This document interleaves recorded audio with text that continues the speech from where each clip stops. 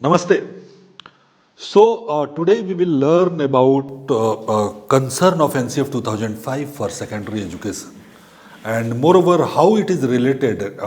Secondary education is related to RTE Act 2009.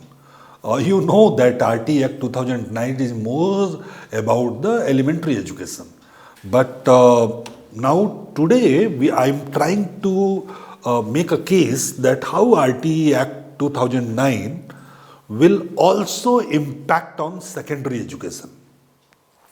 But before going to coming and covering to the Right to Education Act 2009, I will try to focus on NCF 2005 and what is the key concern of NCF 2005, particularly about the secondary education.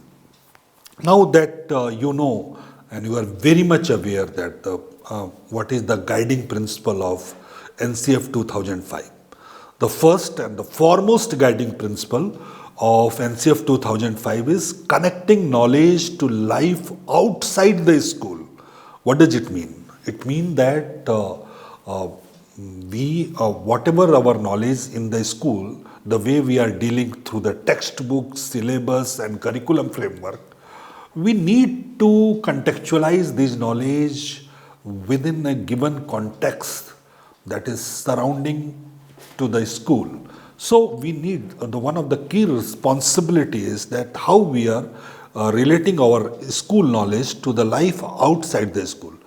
So the second key principle that is ensuring that the learning shift away from the rote method. So once I will cover this understanding and guiding principle, I will try to explain that how this guiding principle are also impacting on secondary education. So the second principle, as I told you, that ensuring that learning shift away from the rote method. The third one is enriching the curriculum so that it's go beyond the textbook. The fourth one is making examination more flexible and integrated them with the classroom life.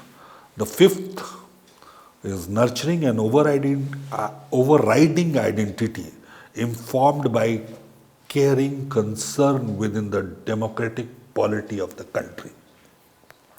Now let's connect with the secondary education with these principles. It is important to know that as you know that our secondary grade start from class 9th. So secondary is class 9th and 10 and senior secondary is class 11 and 12. So secondary grade students are mostly, they are range between the 14 year to 18 year. They are the young, energetic guys. They have a lot of energy to do. However, the present education system is mostly focused on the curriculum and textbook, what we teach in the school in the very crude form. So connecting knowledge to the life outside the school is quite applicable in case of secondary education. I mean, if we wanted to associate science from the outside of the school, what are the opportunity in the urban area? What are the opportunity in the rural area? So if you are relating your science that you are teaching inside the class with the outside life, it is important to create certain example.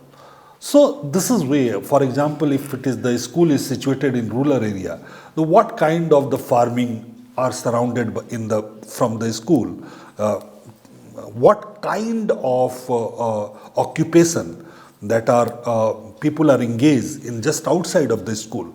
So are we in position to connect our school subject with those subject in case of secondary education?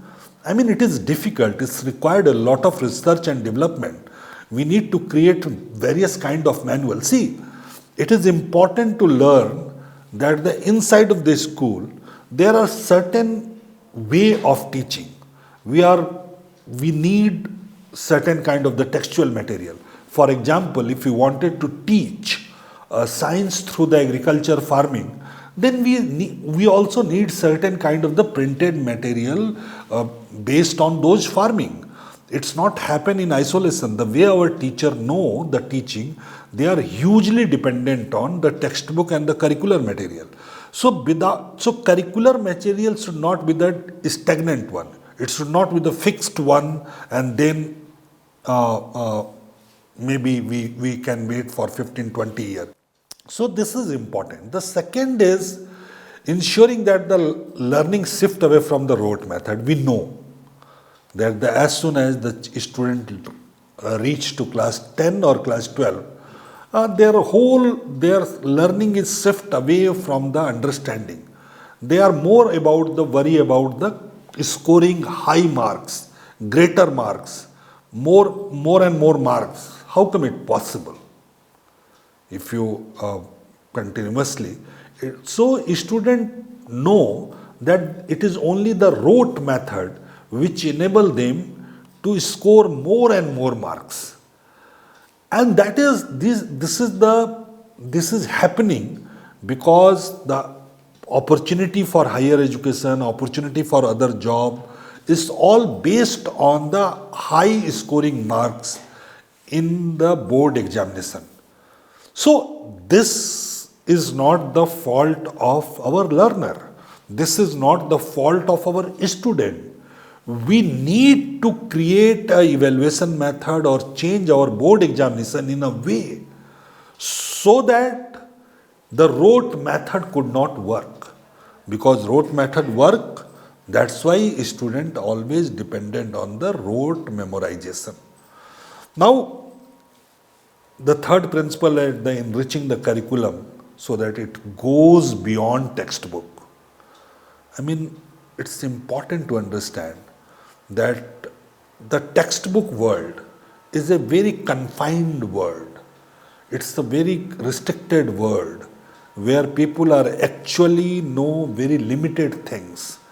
And that is why the textbook is providing a very confined kind of the knowledge.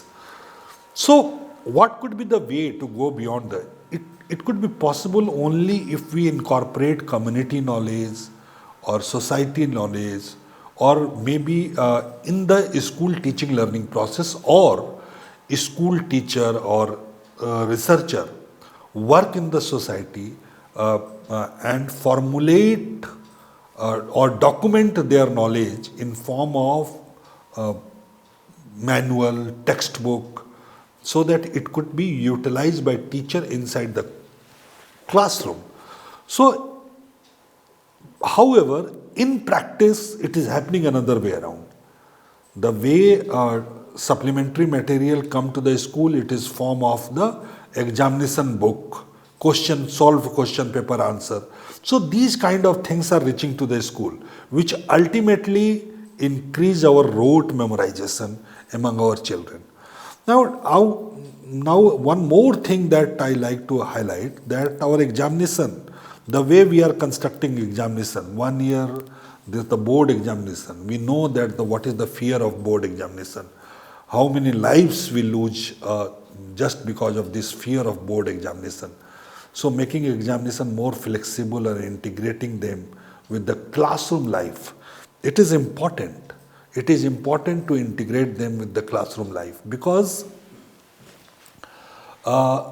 classroom is a different kind of experience. The way we are formulating questions for examination, that is totally based on the certain kind of the reproduction that student wrote. However, the classroom process is engaged with the discussion, debate, discovery, exploration, activity, and there are very few scope, very few room in the examination system when we go beyond the standard kind of the class questions. So that is important. That is very much important to think seriously and work on our examination system. We need to find out the alternative of the present examination system, what we usually referred as board examination. So this board examination is actually destroying life of our children. Then the key is that during the secondary stage, children start framing about their identity. They are also start visualizing about their future task. So the present and particularly in a democratic country, and particularly when we are see the nowadays the way the society operate in various segment. The society is also we know that the kind of the false information, kind of the shallow information, kind of distorted information that are spreading through the various kind of social media with the various kind of the group. We should be within that scenario, how we protect identity of our children, how we nurture our children to place themselves in a democratic country and democratic politics. So this is what concern is. Now the next part is I will certainly like to focus on that what are the NCF 2005 shifting from. So I mean NCF 2005 is first time focus on the legacy of Rabindranath Tagore, Mahatma Gandhi, the way NCF 2000 and NCF 2005. So from NCF 2000 to NCF 2005, we found certain difference. For example, that the achievement of a student is the key concern of NCF 2005. So, however, achievement of the student is key concern of NCF 2000, whereas NCF 2005, the ultimate goal of education is to motivate the child to learn, and focus is on understanding. So, in 2000, the focus is on relevance, equity, and excellence, whereas in 2005, the focus is on child nature of learning, as well as emphasize on learning without burden, child-centered education. Then NCF 2000 has also a great emphasis on attainment, whereas the NCF 2005 focus on remove various kind of the stereotype, including gender and caste. The NCF 2000 is focused on alternative schooling for those children who are unable to cope up with the school timing and not enrolled in the school. However, NCF 2005 focus full-time regular school where the child and the teacher may able to interact and actively involve in construction of knowledge. Of course, the NCF 2000 has more emphasis on discipline-related training and schooling, whereas NCF 2005 emphasis on discipline as well as child local knowledge and her experience. It's important that NCF 2000 is also focused on minimum level of learning, whereas NCF 2005 emphasizes on child all-round development and her learning pace. It recognized that the learning pace of children are not comparable. NCF 2000 emphasized Sanskrit education as it is a special claim on national system of education, and the language is to be treated as the living phenomena which is still relevant to the general life needs of the people of India.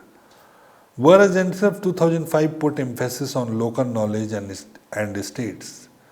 What NCF 2005, I quote, the child, community and the local environment from the primary context in which the learning take place and in which the acquire is significant.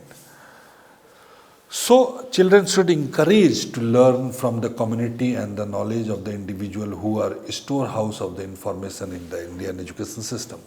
So, that is what I focus. Now, come to the Right to Education Act.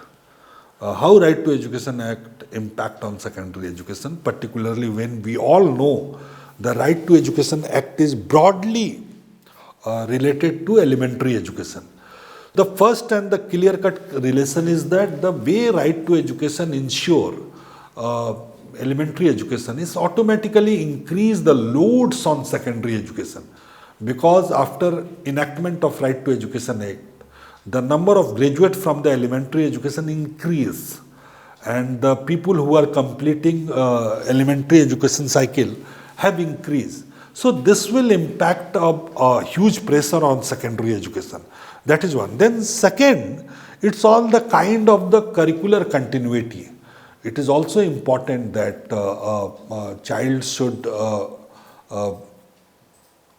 who is coming from Right to Education Act, they should follow the similar kind of system at class 9 and onward.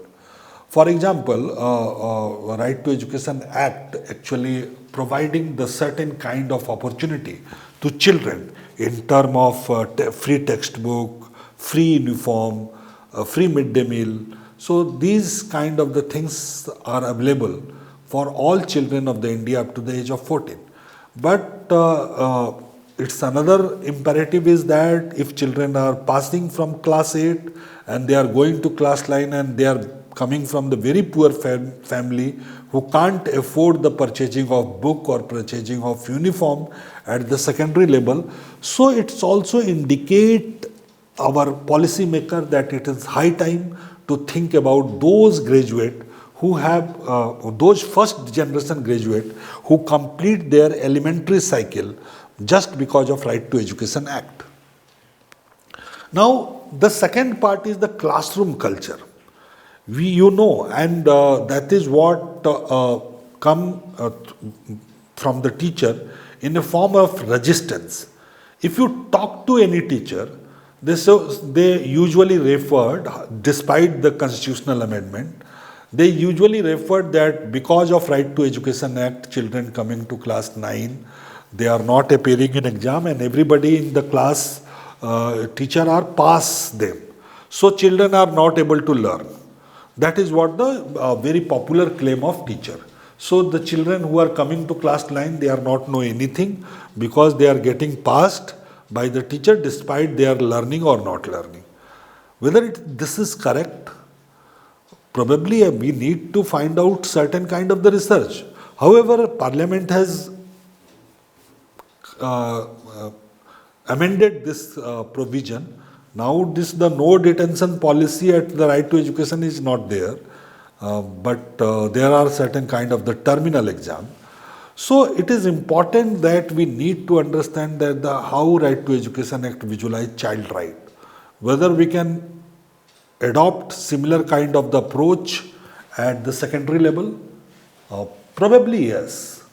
When we see that the CABE committee has started discussion about that the free and compulsory education, I mean the enhancement of right to education up to the class 12 or class 10 as the case may be. But still we found that the Right to Education Act is creating a different kind of ethos for secondary education. Probably you are also found that the certain kind of the regulatory provision in Right to Education Act, and that are also kind of creating a burden and as well as compulsion on the educational institute. For example, section 14(2) of Right to Education Act provides no child shall be denied admission in the school for lack of age proof. Eventually, if the no child can be denied for the lack of age proof of the class, eventually it's also creating a mandate for the secondary education that if a child coming from completion of elementary cycle from the government school, you can't compel her or him for the age proof. Then the no child or his parents shall be subject to any kind of the screening processes and shall be made to pay any capitation fees. That is the another kind of provision within the RTE Act. Now, I also found that there are certain other provisions in RTE Act are also very useful, which also impacting the ethos of secondary education. Because see, in some place, it's the school have the classes from 1 to 12. In some place, the school have classes from 6 to 12. In some place, school have the classes from 6 to 10. So in any such case, there are certain classes of those who are covered by Right to Education Act are in several cases part of the secondary education, particularly the school management system. So once you started one kind of the practice in one level of the school, then it is very logical imperative that you can also apply the similar kind of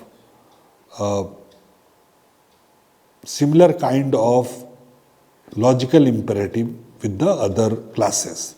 For example, if you are following rule of no child shall be subjected to physical punishment or mental harassment, as it is mentioned in section 17 of Right to Education Act, then it's what does it imperative that even if the child crossed the class 8 and they are going to the class 9 or 3, it will impact. So this, of course, this is not the mandatory. We can't go to the court on the basis of this, but they are creating a social ethos. For example, Section 29 indicate that there should be an academic authority, and we know that in case of the all state, the academic authority, which is responsible for laying down the curriculum and evaluation processes, and as the RTE state that this laying down of the curriculum and academic processes shall take into consideration inter alia that the child is free from the fear, trauma, and anxiety, and it helps the express view freely. So, if this is the process and this is the approach, this is also creating certain kind of the compulsion in secondary education. So, some kind of the basic premise that emerge from the Right to Education Act is, I have found that they are creating the kind of ethos for the secondary education. For example, the compulsion is on the state to ensure the completion of elementary education by each and every child, 6 to 14 years. So now this compulsion also creating another compulsion, and that compulsion is about the provision of secondary education. A child cannot hold responsible for failing to access school or complete elementary education. There should be a school in neighborhood for each and every child. The appropriate government, local authority will have to create an enabling environment and adequate facility to facilitate completion of elementary education by each and every child. There should be institutional mechanism in place to eliminate financial and procedural barrier. That is what lawmaker trying to say. But if it is correct in case of elementary education, then it is also correct in case of secondary education. At least it's create a ethos. Teacher, parent and children and the community at large shall be aware about the facility for the children that is coming through the RTE Act, but now they are also aware about the facility for secondary education. Then the relationship between the teacher, parent and community. And this is, we know that under RTE Act, there is a very much mandatory for school management committee. Now, we are also very much serious and formal about creating the similar kind of committee at higher education level, at secondary education level. So, this is the kind of impact that we can see that is emerging from Right to Education Act, but also impacting secondary education. Now, the one thing that I like to, before concluding this, I like to go to the section 29 of Right to Education Act. So, of course, this section 29 is about elementary education, but this is also providing a kind of supporting law. It's not mandatory in case of secondary because it's not law, but it's certainly creating a ethos, a cultural ethos, academic ethos, the pedagogical ethos to draft the curriculum and pedagogy in the way it is formulated under Section 29 of Right to Education Act. Conformity, what they are trying to say, that the academic authority, while laying down the curriculum and evaluation procedure, shall take into the consideration of the certain rule. What are those rules? Conformity with the value inherent in the constitution. Second one is all-round development of child. Third one is building up child knowledge, potential and talent. The fourth one is development of physical and mental ability to the fullest extent. The fifth one is learning through activity, discovery and exploration in a child-friendly and child-centered manner. Medium of instruction shall, as far as practicable, be child mother tongue. So it's important to note, as far as practicable. So this is the practicality is also a very key concern. The making that child free of fear, trauma and anxiety, and helping the child to express view freely. Then the last, comprehensive and continuous evaluation. So these are the broader things. So before concluding this brief observation about NCF and RTE Act, how they are related with secondary education, we discussed that it is very important that we should think seriously about the key principle of NCF 2005 and what are their implications in the case of secondary education. Similarly, we should also need to think about how Right to Education Act is actually impacting to the secondary education, though the way the act is for elementary one. We found that elementary education and secondary education are very much closely related. We can't think separately in the different boxes to the elementary and secondary one. But these things allow us to visualize secondary education differently. Now, one question for you. What kind of activity you can add in the secondary education classroom while you are trying to